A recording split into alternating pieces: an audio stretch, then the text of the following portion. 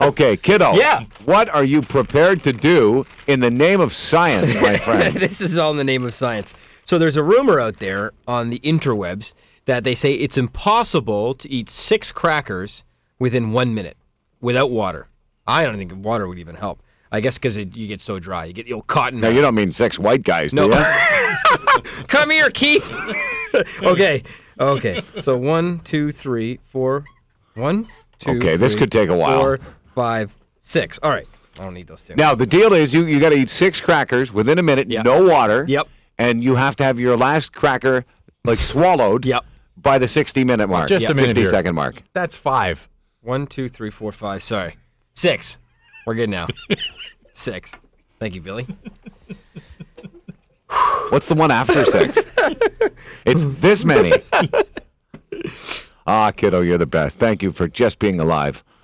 It's just... Thank you for continuing to suck in air, my friend. Thank you very much. All right, so you ready to go? We're going to time this puppy? Garbett, you got the clock? I do. Okay, count me down. 5, 4, 3, 2, 1.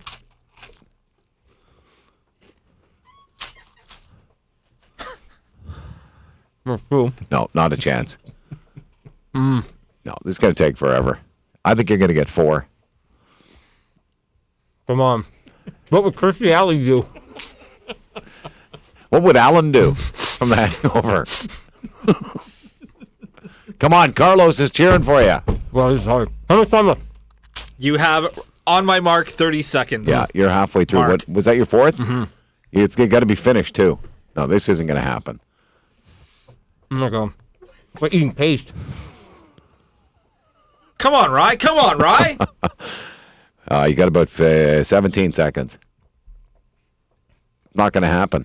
You can't do it. Can't be done.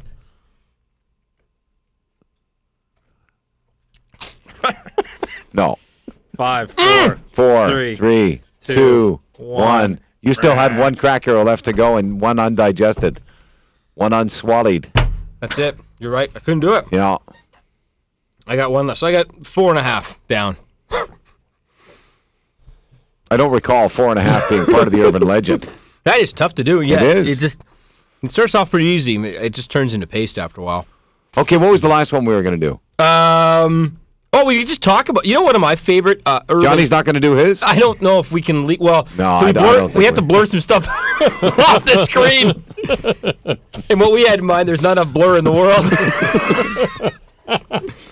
Can we talk? One of my favorite urban legends? Sure. Was about Mr. Rogers. Okay. Being a sniper in Vietnam. He was a Vietnam. He had like 150 kills. Yeah. And Snopes.com, if you're looking for information about urban legends. Yeah, Snopes is the best. It's fantastic. And they said, obviously, it was a rumor. They said the same rumor was about John Denver, same kind of thing. There's no way Fred Rogers ever served in the military just because he didn't, but also he had his television show going, and so I don't think he left to go and kill some people. Well, the rumor was that's why he always wore the long sweaters, was they covered up his tats. Yeah. That had all his kills on them. That's right. Yeah. And then the most recent one about Fred Rogers is that supposedly, this is nice, that while taping his very final episode in December of 2000, he flipped the bird to the audience. And I guess there's pictures of him on the internet. Turns out it's all just photoshopped. So it never actually happened.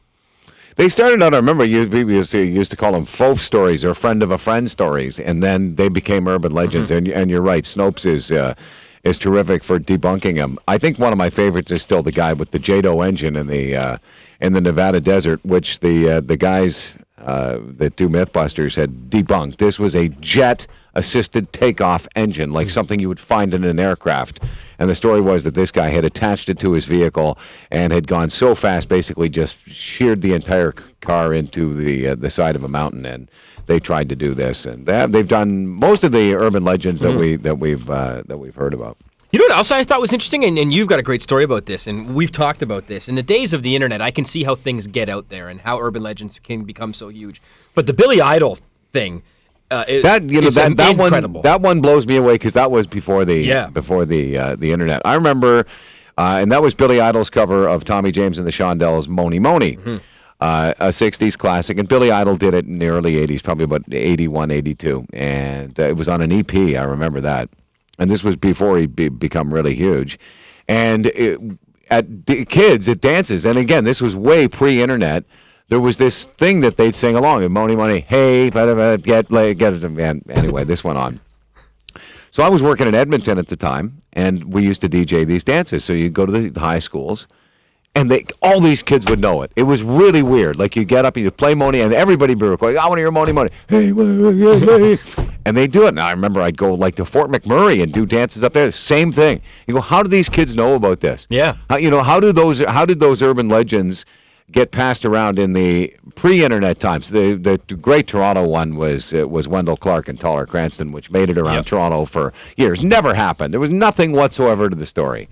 But somehow, through simple word of mouth in the pre-internet days, everybody in the city had heard the story of Wendell Clark and Taller Cranston. It was ridiculous, but it certainly did make the rounds. So, Snopes.com is a great place to go and check out the urban legends. We have determined today that the kid's head did not explode. Yes. Although, kiddo, I do, to finish off today's program, want to let you figuratively allow your head to explode, because you're not a happy man today. It's really tough, and for those watching, if you partake in any kind of fantasy sports, whether it's hockey or football or anything, you understand my frustration. I've got a few sympathetic emails because I care a lot about fantasy football, as we discussed on the air. There's no way in this real world I'll be able to manage anything. I'll never be a real manager. I can only be a fantasy manager. Took a lot of pride in my team. I would be on the waiver wire each day, and around 11 o'clock every Sunday morning, I really enjoyed my time in front of my computer. Many a Sunday morning would you and I be on the phone discussing our lineups and who we would keep and who we would drop on any given week. I can't believe it. I just picked up Frank Gore, for example, as a conversation that we would have back and forth.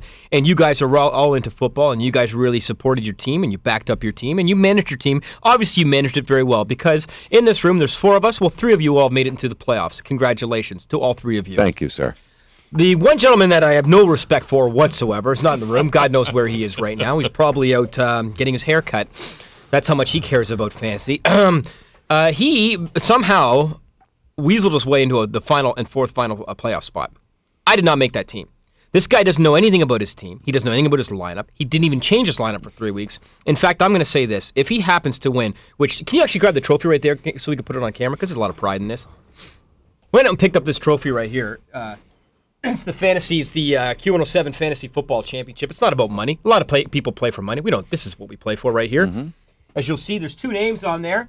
You can zoom in there, Karina. You'll see Derringer 07, Garbett 08. I now... Give me a second. I have to go home and tell my beautiful 1-year-old, 1-year-old baby boy, that he can't deliver what he promised back in September. What, another paycheck? Unbelievable. When I got Matt Schaub, honestly, I said, Travis, my darling son, I know you just had something. You just did something in your diaper. But listen. Well, as Bundes, the guy who beat you, said when you picked up Matt Schaub, you got rusty staub. And this is the problem. That's what you were dealing with. That's what I'm dealing with, folks. He doesn't know what he's doing, yet he's squeaked his way into the 4th and final playoff spot. So I said, who's your quarterback? He said, Tony Roma. I said, Tony Roma's a place for ribs. Tony Romo is a quarterback. Hello? Exactly right.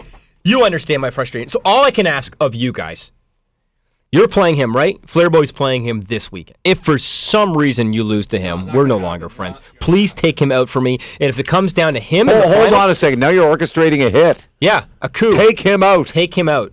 Like, physically, if you have to. What are you, Charles Taylor in Liberia? Jeez, you'd be a great mid-African despot.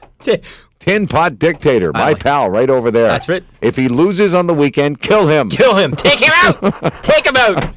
But anyways, I won't be. Congratulations to you 3. Anyways, I'm sure one of your names will be on this trophy, and I hope it's not Bundes's. That's my speech thing. Okay, kiddo. Well, good luck with that. Anybody but Bundes. I'm starting a website. Anybodybutbundes.com. All right. Well, another fun week. We enjoy sitting here on Wednesday mornings, hanging out, and we'll do it again next Wednesday. If you think today started the wrong way, you need Derringer at your desk.